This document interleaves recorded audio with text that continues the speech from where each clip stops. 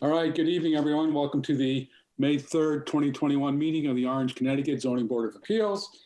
My name is Noah Eisenhandler. I'm the chairperson of this board. Before we begin, I just want to introduce the members who are online on our Zoom meeting. Pat Panza, David Crow, Matt Pickering, and Rudolph Miller, and myself. We do have 5 members, which is the full board. Just an announcement before we go. We're doing a little bit different. I just want to make sure Mr. Miller could hear us. Can you hear us, Rudy? Yes, I can. Okay. It's good. We have one matter down on the agenda tonight, and I'll read that in a moment, but it's going to take, for the applicant, it's going to take 4 positive votes to get the variance granted. And we do have, as I indicated, we do have a full 5-member board. And as such, all members, even though we have a couple subs, all 5 members will be voting tonight. What's going to happen is that the applicant will present his or her case, and the board will have the opportunity to question the applicant. And then if there's anyone who has a opposition to the application, they'll be afforded an opportunity to speak. And if there is opposition, the applicant will have another chance to respond to the opposition. It will take 4 positive votes. These a variance is valid for 1 year and must be recorded on the land records within that year. All right. We also should indicate we have Bonnie Syed here and Deb Satonic. They're our reporting and secretary, respectively. All right. Here's our. I'm going to give the notice. Notice is hereby given that the Orange Zoning Board of Appeals will hold a meeting on Monday, May 3rd, 2021 at 7 p.m. There'll be an online Zoom meeting to conduct a public hearing on the following. Petition number 1817, submitted by Stephen and Loretta Bouchette for property known as 274 Petros Circle for the construction of an access stairway to the existing attic in the dwelling. A variance of section 383-30C, setback from other property lines requested. Application material is on file in the Orange Zoning Office. A copy of this notice has been filed by the town clerk, and this is dated Orange, Connecticut, the 19th day of April. Before we do that, I forgot to indicate, we have these the minutes that have been provided for the March 1st meeting, and there is one correction on the minutes, excuse me. On the second page, second paragraph from the bottom, it indicates that Attorney Studer presented a number of examples suggesting that, it says Kevin and Marcy Dakin, that should actually be Stephen and Loretta Bouchette. That should be, that's the correction. Other than that, and again, on the rebuttal, there's a change of name. On the first line, it should go from Marcy Dakin to Loretta Bouchette. So having said that, with those corrections, is there a motion to accept the minutes as written? I make a motion. Pat makes a motion. Is there a second? David makes a second. All in favor, say aye. Aye. Aye. Are done. All right, so we have one matter down tonight, and that's number 1817. Stephen and Loretta Bouchette, excuse me, for the property known as 274 Petros Circle. So whoever's going to speak, please introduce yourself and give your address. Okay. Well, good evening, board, zoning board. My name is Loretta, and it's pronounced Boucher correctly. We have an exceptional hardship, which is the location of the lot on the property is unique. We cannot relocate the foundation. It is where our grandfather put it. The purpose is to gain access to the attic, which serves as the mechanical room and the storage room. And there is a federal mandate to have a safe access to a mechanical room. I wanted to share with you a little history that Mr. Heiser provided to me regarding the origination of the land. 274 Petros Circle is a portion of Stephen's grandfather's original 20-acre farm, which was acquired by Steve. L.B. Tree, who was his grandfather, was one of the very early farmer settlers of Orange. The original acre farm, the 20 original acre farm, was active 100 years ago. At that time, the farm's primarily dwelling was on Old Tavern Road. The in-law cottage, which is our home, was built in the 40s, which is shown on the 1995 survey, which is Exhibit 1. During the 30s, a few individual lots fronting on Old Tavern Road were sold. By the 50s, there was a housing boom, and then the rest of the farm was sold. The developer then built homes on Karen Drive and Petro Circle. These houses were on 30,000 square foot acre lots, 150 feet by 200 feet approximately. In Exhibit 1, it's a 1995 survey, and then the lots split the remainder of the original farm. And that farm was a subsistence farm, which means that the 50 acres was for an active fenced chicken yard and an active chicken coop.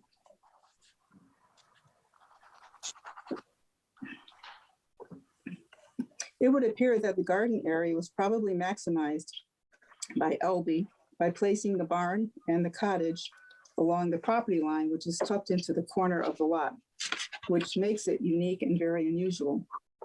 If you were to build a home on our lot, you would not choose that spot. You would put it more centrally located.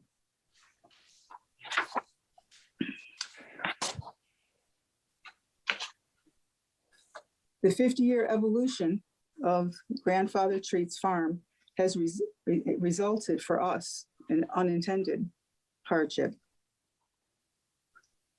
which is very unique and unusual.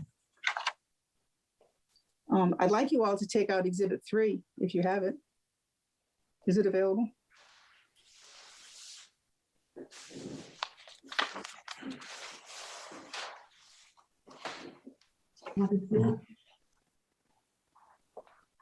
I don't know what term. It's a portion of the assessor's tax map.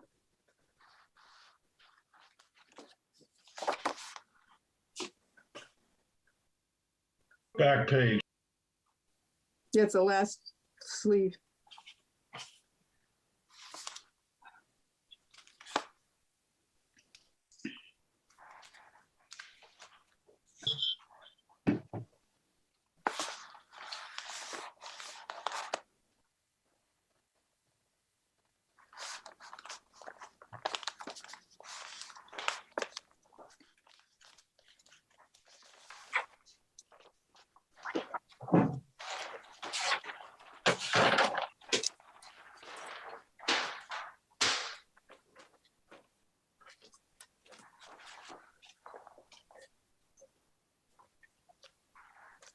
Do you all have it out?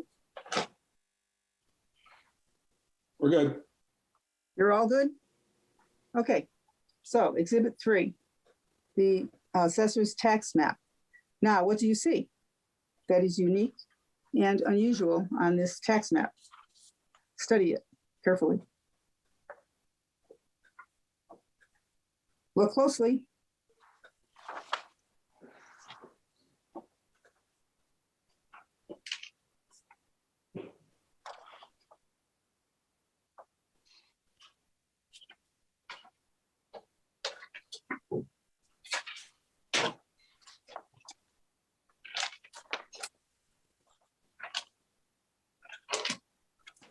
You notice anything unique or unusual?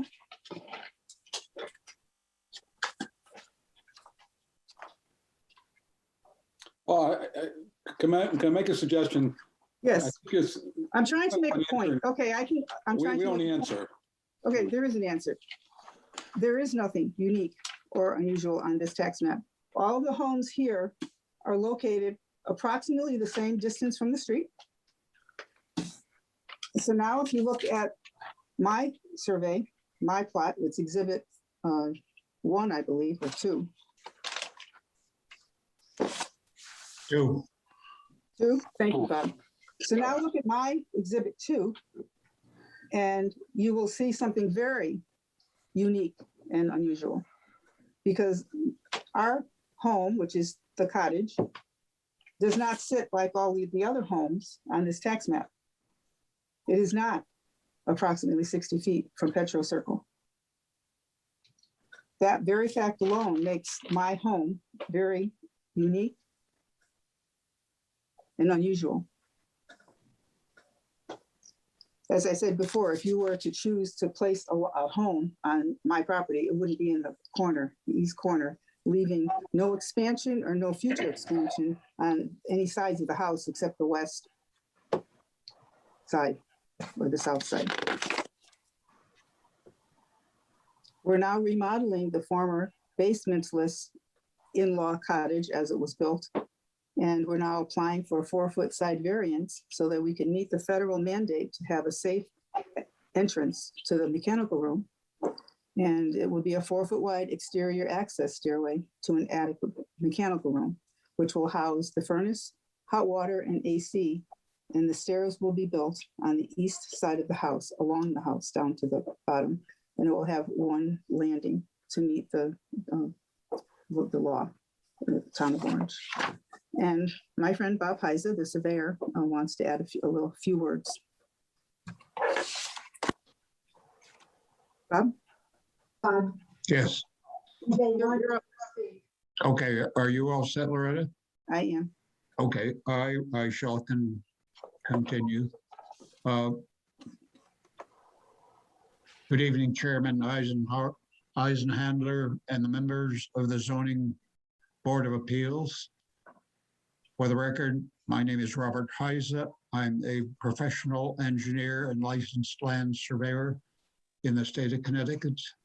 And I am here on behalf of Boucher's and attempting to gain an approval for their variance. The variance is going to be a 4-foot side yard variance on the east side of the house. It won't project any more out than 4 feet from the side of the house. The length of the stairway, because it's about 16 feet high, is about 40 feet. So it'll be a 4-foot wide stairway running to the, as I say, the east face gable end of their cottage and run in a northerly direction, essentially. Ms. Boucher has already detailed some of the information and their needs for this this request. And my primary purpose tonight is going to be to demonstrate that there is in fact a hardship, and it's unique, and it's to this property in particular. When Ms. Boucher show you the assessor's tax map, the intent of that was to show you, 20 or 30 houses that are all pretty much placed in the center of the lots. It's similar to how a checkers on a checkerboard, all very, ununique, but very orderly and neat.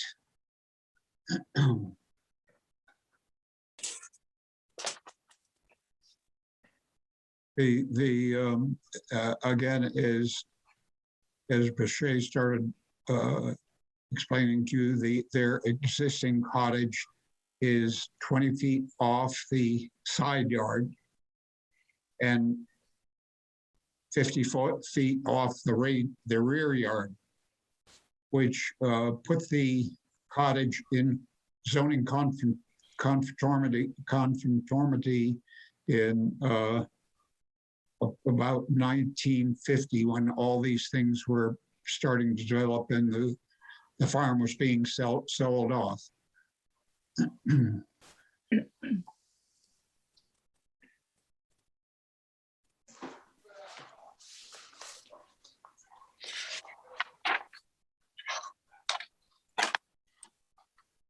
All right, and what LB wound up was with 3 acres, from about 20 acres to 3 acres, a 3-acre parcel, and it stretched from Old Tavern Road to Karen Drive. Karen Drive had been built at that time, or just being built again in the early 50s. And the dwelling location, again, sort of became an orphan. It was squeezed down into the northwest. No, Northeast. not northwest. It'd be the southeast corner of the property. Mhm. And again, it conformed to zoning regulations. And no,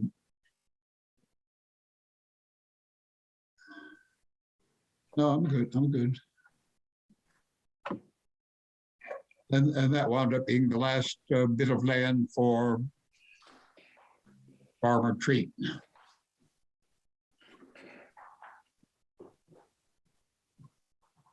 The hardship I am contending was the location of the cottage on the lot squeezed into the corner. If the cottage had been built in the middle of the 55,000 square foot existing lot, we wouldn't be here tonight. We wouldn't be here tonight, certainly. But again, I keep mentioning that I think old LB Treat wanted to make as much room for his chickens and maybe a cow, and push the buildings over against the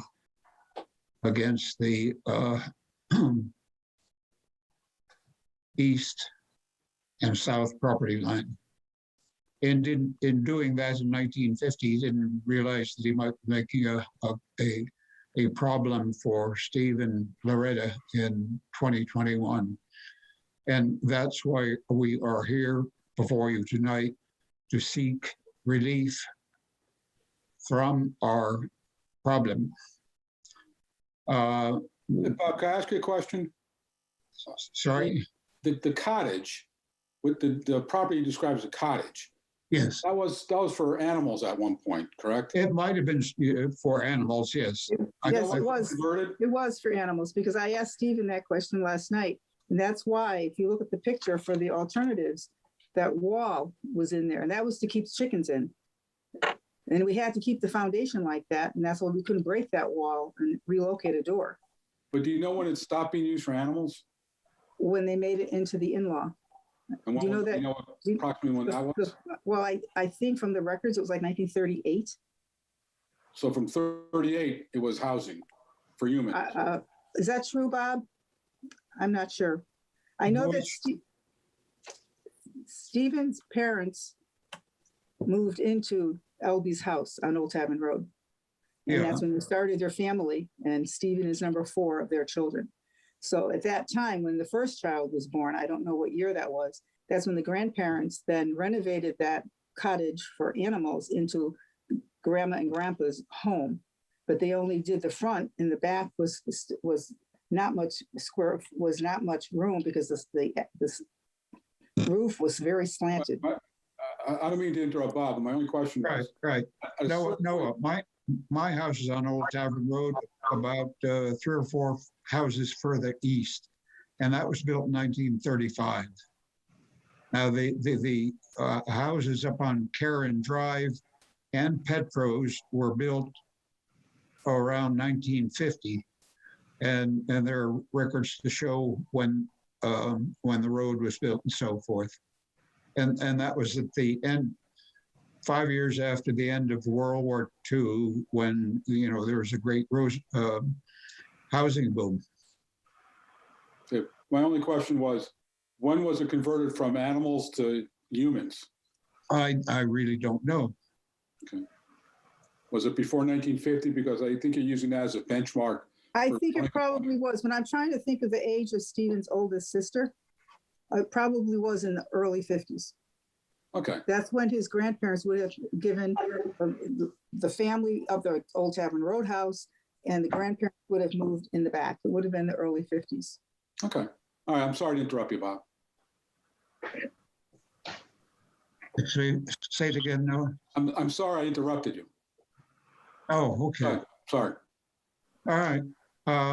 Again, my primary intention is to absolutely demonstrate that a hardship does exist, and it's a hardship that wasn't self-imposed, and that we, with are at least within our reasonable rights to request a 4-foot variance on the east side of the house to build the stairs, access stairs to the second floor attic of the machinery and equipment room above the house.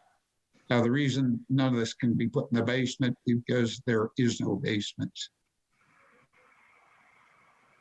And what I am asking for is quite usual in proceedings like this, is that I feel as though we are asking for the least relief and hoping that the board will give consideration to this and allow the project to happen. Anything else, Bob? Anything else, Ms. Burchett? No. Bob, you have anything else? No, just going to ask you if you have any questions. Oh, I'm sure I have some questions. Before we continue, I just want to clear the record up. You were here in March and that was denied. And I'm looking at this as a new application. Yes, Okay, I'm going to make a finding that there's substantial change in this application to warrant a new look at it because you have to make some changes on it. So yes. we're taking this as a new application, and that's the finding on that. The specific hardship, Bob. Can you characterize that for us? Yes, the building, again, is against the east property line, exactly 25 feet off. And Mr. Treat must have figured that because the zoning regulations were coming into effect about then. But where he didn't put it was way out in the middle of the lot.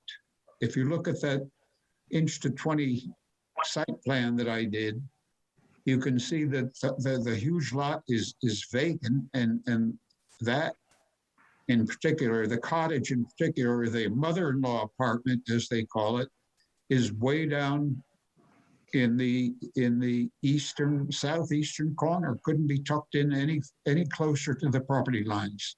And what that in effect did was minimize the use of the land in the future. As I said before, if the cottage was built in the middle of the lot, a 55,000 square foot lot, it's probably 1.25 acres, there'd be no problem.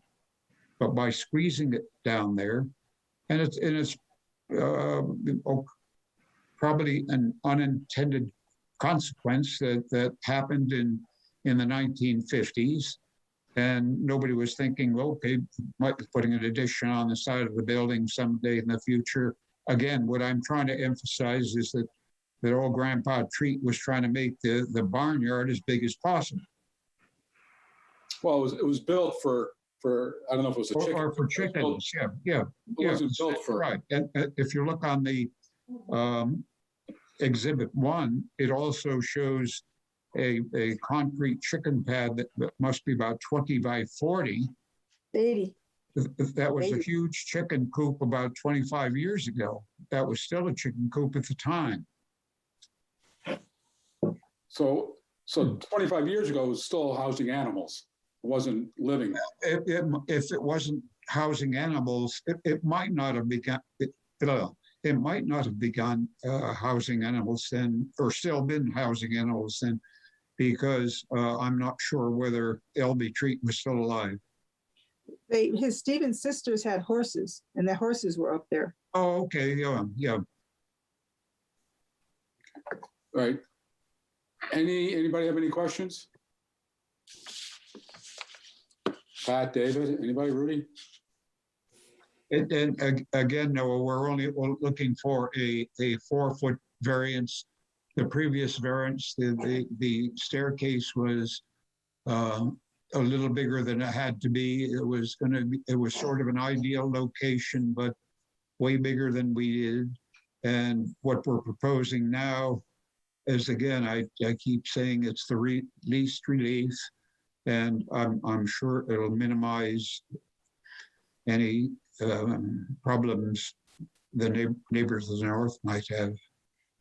Well, I'm suspecting that the neighbors might have some problems by virtue of Attorney Studer's presence. And I understand it's a 4-foot variance, which is not, it's substantially less than the last application, let me put it that way, but it's still a variance. And you still are required to show a hardship unique to the land, not to the building, but to the land.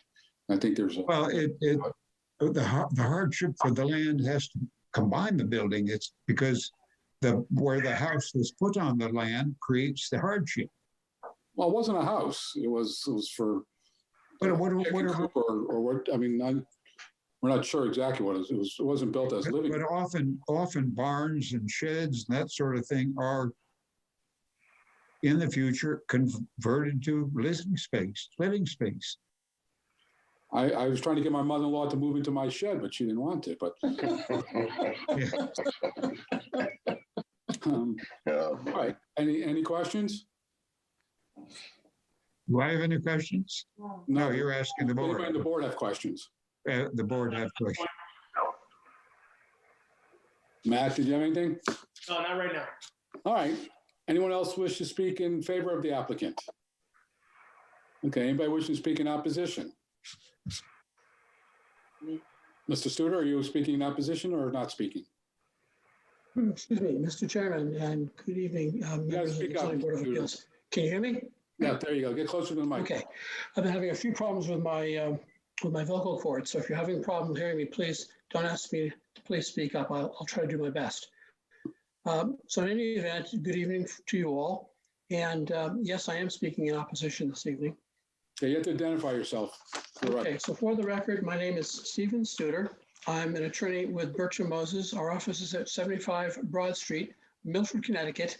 And I'm here this evening on behalf of Kevin and Marcy Dakin, who are the owners of the property at 266 Petros Circle, which abuts the Brochet property to the east. We are, or my clients are, concerned in part because the exterior landing, which is at attic level, and the stairs look out over and down upon their fenced-in backyard and do interfere with their privacy and reasonable use and enjoyment of their property. As has been pointed out, the Brochet's house is set back much further from Petros Circle than the Dakin's house. It is situated behind their home, while, as again it has been pointed out, the other houses along Petros Circle all pretty much share a common setback. So in essence, none of the neighbors, with the exception of the Brochets, have an overlap between the Dakin's backyard and that individual's front yard, which is just kind of an indicative of why the proposal to put the stairs on the east side of the house is problematic from our perspective. We understand this is a second application for a side yard variance. We understand that the requested variance has been reduced, but it is nonetheless similar to the one that you heard and denied in March.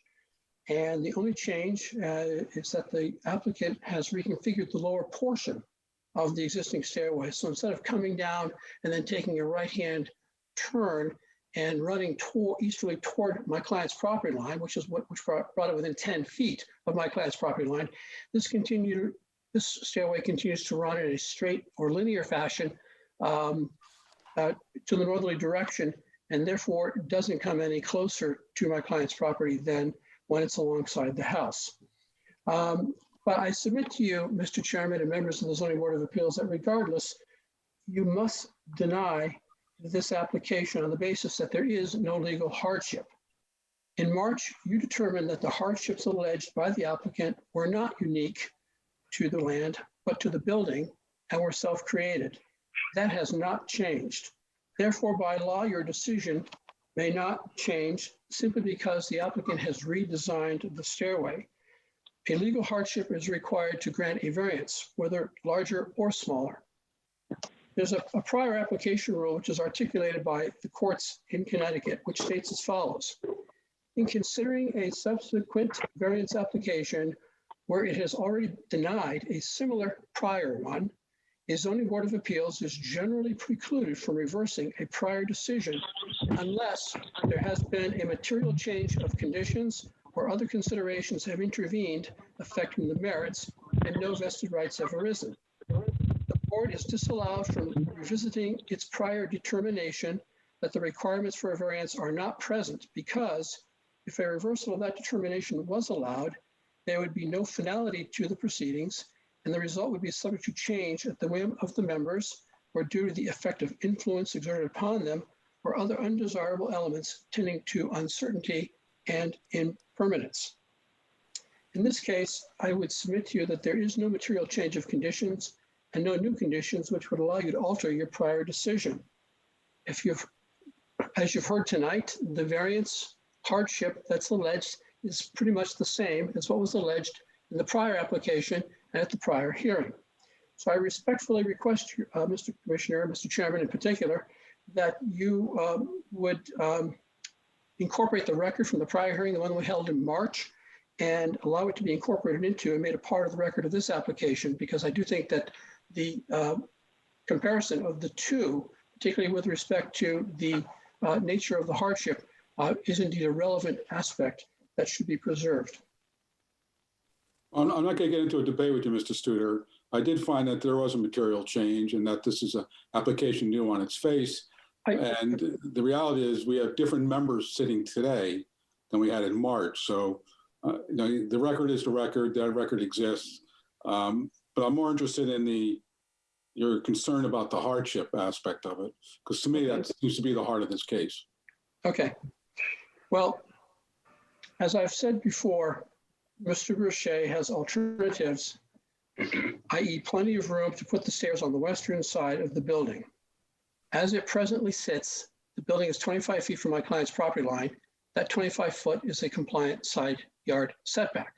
So they can do exactly what they would like to do if they take the stairway and put it on the other side of the building, or if they were to expand the building outward in a westerly fashion and leave the easterly setback of the building where it is, there would be no problems with any variances. So there's no reason why that the attic stairway access couldn't be built on the western side of the property. There's approximately 86 feet from the house to the westerly property line at its closest point. And then with a property jog, it actually goes out to 147 feet. So there's plenty of room to do what they need to do on the westerly side of the property.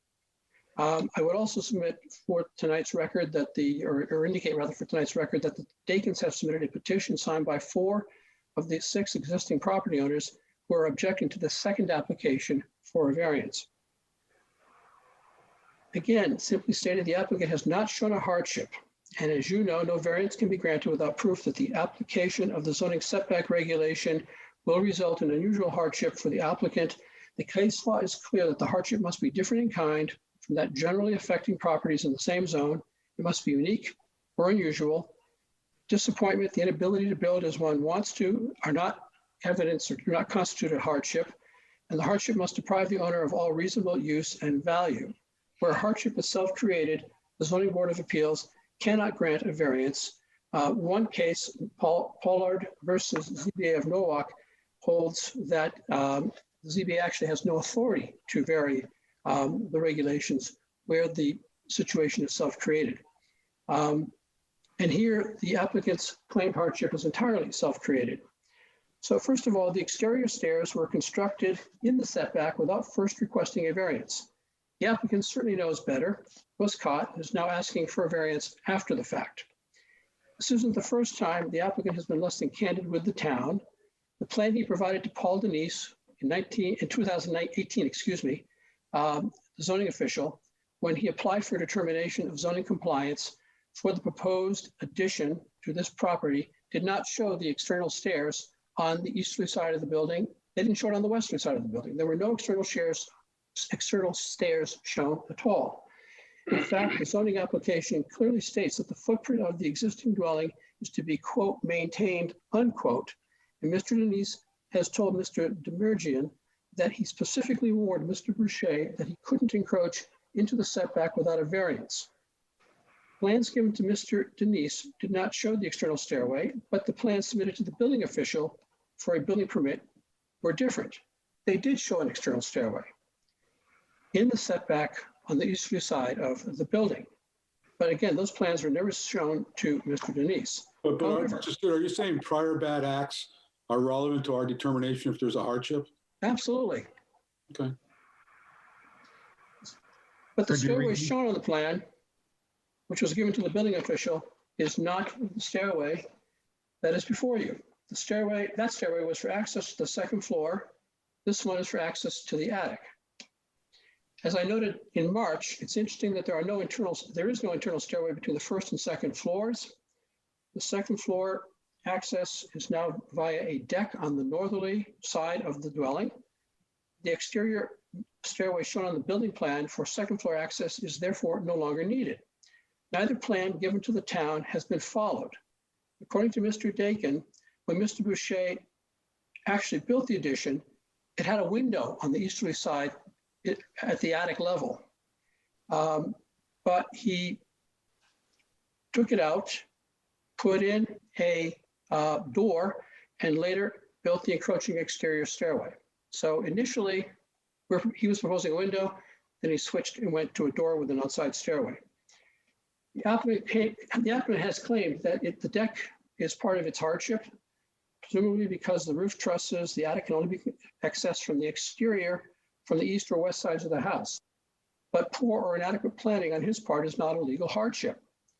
As noted earlier, there is ample space for the stairs on the westerly side of the house. But the applicant claims that they can't use the westerly side of the house for access to the attic because of a septic system located on the westerly side and a small overhang over the ground floor door on the westerly side. But I think you can see by the materials submitted by the applicant that they clearly can situate an exterior staircase, whether it's L-shaped like the prior proposal or whether linear like the current proposal, between the house and the septic system. Also, the stairs to the attic can easily be constructed to avoid adverse impacts to the overhang or to the septic pipes coming out of the house and leading to the septic system. The overhang could be modified or otherwise accommodated. The size of the landing could be shifted so that the posts that support it would miss the pipes. It's a relatively simple thing to do. As a matter of fact, it's interesting to note that there are several underground utilities located on the easterly side of the property, which the applicant has managed to avoid. Certainly the same can be done with respect to the septic pipe on the westerly side of the property. So I would submit to you that the septic location, the septic piping, and the overhang are but a pretext and excuse, which is not a hardship. But even so, even if it were a hardship, which it isn't, it is a self-created hardship. And I would also submit to you, Mr. Chairman and members of the Zoning Board of Appeals, that the applicant is still not being forthright with the town. I'd like to read from the applicant's application. And I would refer you to tab C of the applicant's application, the current application. So I'm going to read paragraph 1 in tab C. It says our original first level floor plan relocated the back door existing on the south side of the building instead of the existing west side. Unfortunately, the builders advised us that cutting the back wall of the cement foundation would be structurally unwise. Then there's a little something about the initial purpose of the building, which we can skip through. The south side has an approximately 2-foot wall. We would have been able to install, this is the important part, we would have been able to install the attic access stairway on the west side of the house if this door could have been relocated. So I think what they're talking about is they wouldn't have needed the door that provides access to the ground floor that is situated on the westerly side of the house if they could have basically exited out of the south side of the house, which is understandable. And they provide a photo showing the original foundation on the back of the cottage, which of course is part of the application before you tonight. But I would also ask you to take a look at one of the materials that I submitted for Mr. Demerjian earlier today, which is a photograph submitted by the applicant at the prior hearing dated 12/13/20, which showed the south side of their dwelling.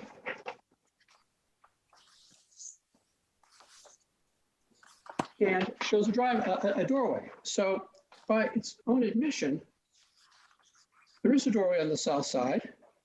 And clearly the doorway on the east side, which the applicant claims is a hardship, is really not necessary, can be removed, and therefore would not be a pretext to the inability to put the attic stairs where they really belong, which can be done without a variance.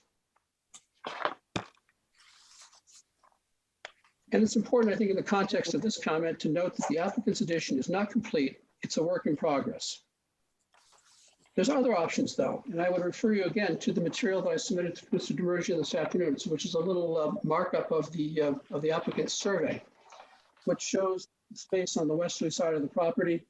It also shows the easements coming in on the easterly side of the property, and there are photographs in the application which show the location of the two electric utility services on the easterly side of the property, very close to where the existing steps are located. The applicant clearly has the ability to obtain access from the second floor to the attic by way of pull-down stairs in the ceiling. The roof trusses do not preclude a pull-down stairway in the ceiling of the second floor. There are other viable options for locating the mechanicals, which do not require the applicants to obtain a variance from this agency, including a small addition to the west side of the house. They're not required to use the existing footprint if they want to basically add an addition to the house. They're free to build elsewhere on the lot in a conforming fashion, and they're free to expand the house to the west. They could do a small addition on the west. They could do a fixed interior staircase. There's the potential for a utility room or a utility closet in each of the two apartments in the house. So there's lots of very simple, straightforward options which the applicant can avail itself of, which do not require a variance. I would close by saying that the applicant's lack of foresight is self-created and not a hardship which supports a variance. There are clear alternatives to the proposed side yard encroachments which do not violate the regulations, and therefore, as you know, the case law holds that the hardship must originate in the zoning regulations and arise out of circumstances beyond the control of the applicant. Now, much has been made about the location of the house, the fact that Grandpa Treat put it over on the right-hand side to maximize his area on the lot for husbandry or for other types of farming. And that's all well and good, but that was his choice. That was a choice which I think can't be overlooked. Also, the power to grant variances must be used sparingly and only where the requirements for granting variances have been met. The hardship must originate in the regulations and be beyond the control of the applicant or his predecessor in title. In 2015, the Supreme Court issued a decision in E&F Associates, which specifically overruled Stillman versus Reading ZBA. Now, Stillman stood for the notion that a setback encroachment, that the location of a septic tank, in that case, a septic tank, a septic pipe, and the door overhang on its westerly elevation could potentially constitute a legal hardship. But E&F, decided by the Connecticut Supreme Court in 2015, expressly overruled Stillman. And they made it very clear that characteristics of a property, even unique characteristics that make it difficult to comply with zoning regulations, do not constitute a hardship unless the property would have no economic value if the regulations were applied, which is certainly not the present situation. So that's the status of the case law as it sits in Connecticut today with respect to this matter. So again, I know I've probably been a little bit redundant from what you heard in March. I would be happy to listen to any questions that you might have, but I would respectfully submit that there is no legal hardship which would justify the location of the exterior stairway where it is, because there are numerous options and alternatives available to the applicant, even by its own admission, that would allow it to accomplish its same objectives without having to encroach into the side yard setback. Thank you. Any questions of Mr. Studer? Nobody? Okay. Anyone else wish to speak in opposition to the I would applicant? like to speak. Yeah, you will give me a chance, man. I'll give you a chance. Okay, fine. I go in order here. Anybody else wish to speak in opposition? Yes, Mr. Chairman, if I may. Please identify yourself, sir. Kevin Dakin from 266 Petro Circle. Okay, what would you like to say? sir? So I don't want to completely rehash my comments from March, but I do want to just point out, to summarize my comments from March, that my wife and I have worked hard to create a safe and private yard for our guests and for our family and for our 2 young children. We've planted trees, we put up a fence to secure that privacy, and as has been emphasized, the placement of the house on the lot is precisely what makes the encroachment into the setback area so intrusive to us. Whether the staircase turns 90 degrees east toward our property, or whether it continues straight down north in a northerly fashion, the landing at the top, at the attic level, towers over our backyard, over our children's playground. It's intrusive to us, and it's an eyesore.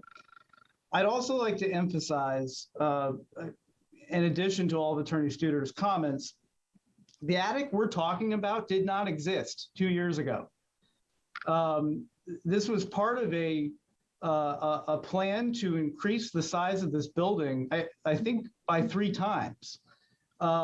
There was also no basement 2 years ago as well. So I don't understand how these are suddenly new issues for the homeowners when they decided to expand over the existing footprint of this property 2 years ago. Then they should have planned and designed accordingly. Thank you for the opportunity to speak.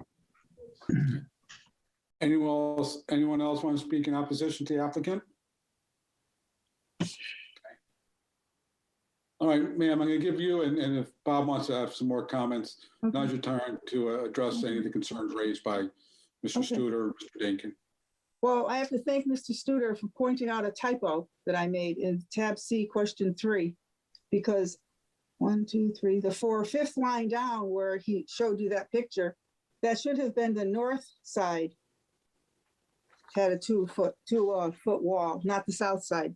So he was showing you a picture of the door on the south side of my home, where I was intending to say that because of this 2 foot wall, I couldn't move the door that was on the west side to the back of the house, which is north. So what he said was emphasizing my typo on that line. So that's an incorrect theme that he was presenting to you, because I need 2 doors to get in and out.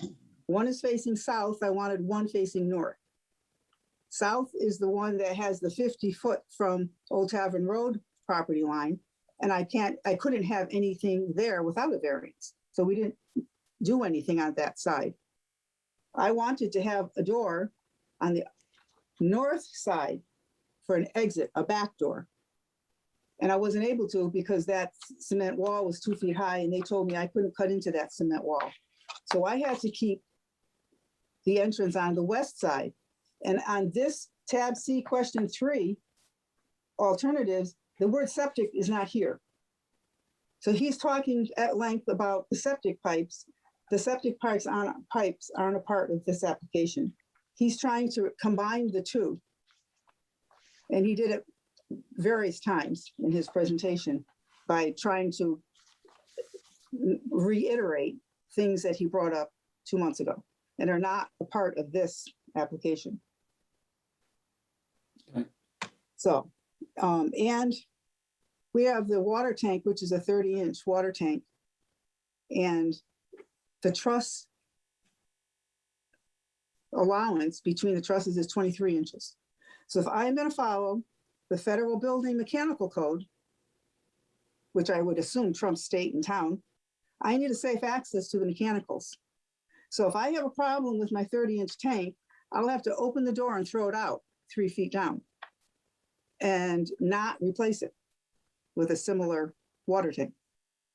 Because the truss, the in between the stairs, if I do a pull down stepway, staircase, it's only 23 inches, which is an option, which is fine, but it's, if you're very large, if the people who come to fix any mechanicals, if they're large, they're not going up into that 23 inches. So we either have to put a ladder, which is unsafe, 3 feet up. We'll keep the door there. We have to have the door. Like, I have to get rid of that 30-inch tank. Someday I'll have to throw it out the door. Anything else, ma'am? Um, Bob, you want to say something? is Loretta done? I am, yes. Yes, I'd like to have a few words, Noah. I still contend there is a hardship. And hardships are come by anytime anyone appears before a zoning board of appeals. And it also often what happens, there'll be an appearance for a zoning board of appeals asking for a hardship. And you really have to stretch your imagination in order to convince and in order for the board to convince themselves that there is a hardship. However, what happens in many cases like that is there is no opposition, and the board with no opposition, the board will tend to say, well, okay, that'll be good. That we'll go along with that. But in this case, it's my opinion, we have one heck of a hardship, and it shouldn't be just tossed off like that. That oh, you can do things on the other side. If you build the stairs on the west side of the house, that's right over the front door. Is that a reasonable thing to do? Hell no. You know, all of the houses fronting on Karen Drive and Petros Circle are all very nice houses, and they've got their nice front yards and nice doors. And this is all very wonderful. It's good for Orange. It's good for everybody. But when we're looking at this hardship, it in no way compares with what is going on a normal street in Orange. You could look at I think there are 4,000 or 5,000 residential homes on 1 acre or such lots. And these houses are all very attractive, all very neat, and the lots are all regular. The setbacks are all neat and tidy. In this case, we've got something that's you can't even see the Bechet's house from Petros Circle. It's behind a barn. And the only vestige of a front door they have is if you drive way in around the back side of the barn, that becomes their front door. And to say, well, just go ahead and build your stairs on the back, on the other side of the house where they can't be seen anyhow, is not totally unreasonable. There was another mention made of solving the Bechet's problem by having the outdoor exterior staircases to the attic room. Someone mentioned a pull-down stair. Well, a pull-down stair is okay for maybe hauling a suitcase or a handbag or some blankets up to an attic, but they certainly wouldn't support the weight of hauling in boilers, hot water heaters, air conditioners, and all the rest of that. That's totally ridiculous. And then there was another allusion, I don't know whether maybe I didn't get it right, that all of this open space that I considered to be Grandfather Treat's small farm was going to be used for parking trucks. And did I hear that right? Was there some mention of parking trucks? I didn't hear that. No. You didn't hear that? Okay, I must not have heard it right. And that certainly wasn't going to happen. And I'm glad nobody heard it. It was only me. But in any case, I really ask the Zoning Board of Appeals to take a quick look at this considering that it was an old farm, we'd like to make it, the Paches would like to maintain it as an old farm. I live on Old Tavern Road, a quarter mile down the road. I like to see it stay it is. And I think it can be done in such a way that it would not be objected to by any of the surrounding neighbors who are objecting to it. And I still claim that the hardship is the problem, and it's a hardship that is absolutely unique, absolutely unique. Show me another house anywhere in Orange that is placed on a lot like that. I tried to show you a very small portion of the assessor's map.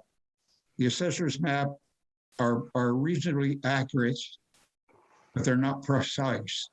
But they're accurate enough to show you how houses are placed on the lot. If you did an aerial photograph all of Orange, I dare say that 90% of the homes would look like they do on Karen Drive in Petros.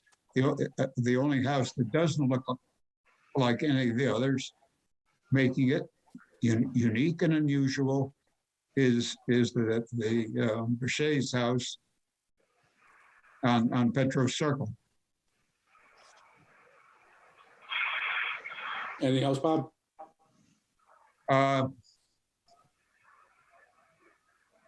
Yes, but I can't think of it now. All right. Before I open up to the board, I do take exception to your statement that because the neighbors are objecting, that we're looking at this differently than we would in any other case. I think we look at every case on its own merit, whether or not a hardship has been shown or not whether neighbors are objecting or not objecting. So I take exception with that. I agree. But As well. As well. all right, anybody else wish to, any other questions by the board for Mr. Isa or for the applicant? When this property was subdivided, that was in 1995, is that Hey, correct? Matt, come a little closer to the microphone. How's that better? Yeah, go ahead. I didn't hear you. That property was subdivided in 1995? Is that when it was split? Yes, there's a three. And what was Big that, lots. what was that building used for after that? Was it always a residence? It was from the 50s, it was a residence, Okay, early 50s. I thought I heard 25 years ago there was animals on the property there. The horse, the Stevens family, Okay, the the horse horse is back wasn't- there. that property was split. That became somebody's resident on that piece of property the way it sits right now, correct? In 1995? And 1950, yes. Okay, So someone lived in the cottage. Yes, since 1950s. All right. Any other questions for any party? All right. Is there a motion to close the public aspect of the meeting? I'll make that motion. Matt I'll makes a second motion. David seconds it. All in favor, say aye. Aye. Aye. Aye. All right. Discussion? What do you think, David? Still no hardship, same as the last time. The hardship is unique to the house, not to the property. The law requires it to be unique to the property. And I don't think we ought to get in the prison business of putting Band-Aids on things that should have been handled with the building department. I agree. Whatever happened with the building department or prior applicants or representation, that's really not what we're about. We're just here on a hardship. We're not here to give opinions as to building code violations or That's correct. building design. It's really whether there's a hardship or not. And I think it's a minimal variance, but it's still a variance. And I think it's a real issue. It's a real issue. Anybody else? Any other discussions? Yes. I need some clarification. This is a residential home, single family home, is that correct? Yes, The cottages. Yes, the cottage that we're speaking of, that for this hardship, okay, is only one, it's a single residence, is that correct? yes. Yeah, unfortunately, ma'am, the evidence part of it's closed, so I think we have to talk amongst ourselves. Yeah, my understanding it's a single, it's like a Okay. mother-in-law apartment. Then I need a clarification. Why is there 2 meter boxes on that house? I don't know the answer to that question. Well- I don't know the answer. So, I can but the tell you- evidence- so the evidence is closed, so that's what I'm. What I'm saying to you is this. As was discussed in the prior meeting in March when it was denied, that there could have been an internal stairway that could have gone into the second floor, which would have eliminated this problem right from the beginning. Secondly, what I see from this evidence on the east elevation, it tells me that is going to become an apartment. There's 2 meters. No, The UI company will not give you 2 meters unless this is being changed to not only a single family residence, but it's going to become either a duplex or an apartment. So as far as I'm concerned, there is no hardship here, self-created. Well, that's the issue, the hardship, not whether or not their use is appropriate or not, simply if there's a hardship, and I think we're limited to that. That is correct. Any other comments? Anyone else? All right, having said that, make a motion to close the private aspect of the meeting and move for a vote. So I'll make a motion. Okay, Matt's making the motion. The motion is as follows. The motion is to grant the easement, or excuse me, grant the variance. So if you vote yes, that's granting the variance. You vote no, that's denying the variance. Okay, Debbie, you want to do the call? Okay, I'm ready. Rudy? Say it again. Rudy? I don't even know what are we voting on at this point? Yes or no on the variance? No, if you deny the variance, yes, is to grant the variance. No, I Okay, don't know. okay. Pat? I vote no. Dave? I vote no. Matt? I vote no. Noah? No. All right, thank you. Any other business before the board? All right, is there a motion to close to end the meeting? I make a motion. Motion, anybody second it? You bet your sweet Bippy. All right, David seconds it. Why not? We are closed.